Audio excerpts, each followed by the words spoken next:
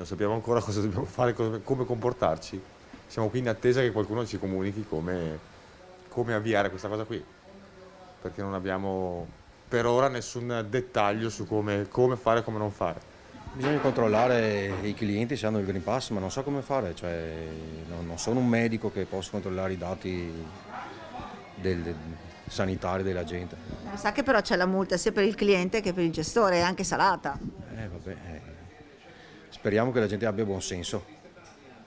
Lei si affida al buonsenso dei clienti. Esatto, sperando che tutti siano vaccinati e chi non è vaccinato resta fuori. Regna ancora il caos tra i ristoratori di Vicenza sull'effettiva gestione del Green Pass, una sorta di limbo. L'unica cosa certa è che il 6 agosto si parte. C'è chi pensa di cavarsela affiggendo un cartello all'esterno del locale con la scritta "si può accedere al ristorante solo con Green Pass", ma in realtà non è così semplice. La norma impone al gestore o chi per lui di verificare l'effettivo possesso del certificato vaccinale. C'è chi si affida alla coscienza del cliente e chi confida nel tempo, quello atmosferico, per far sedere i clienti all'esterno, glissando il problema.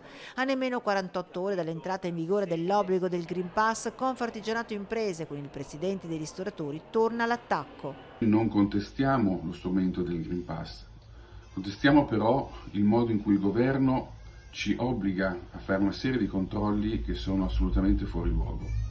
Non siamo noi dei pubblici ufficiali, quindi non spetta a noi il controllo dei documenti ai nostri avventori. Ristoratori che diventano controllori, pena sanzioni e chiusura del locale, una situazione che viene vissuta come una punizione. Contestiamo anche l'applicazione delle eventuali pene, ovvero la chiusura dei locali. Assolutamente no. Una sanzione amministrativa che poi potremmo un domani contestare in via di giudizio, ma l'ennesima minaccia di chiusura sinceramente non ce me lo artiamo.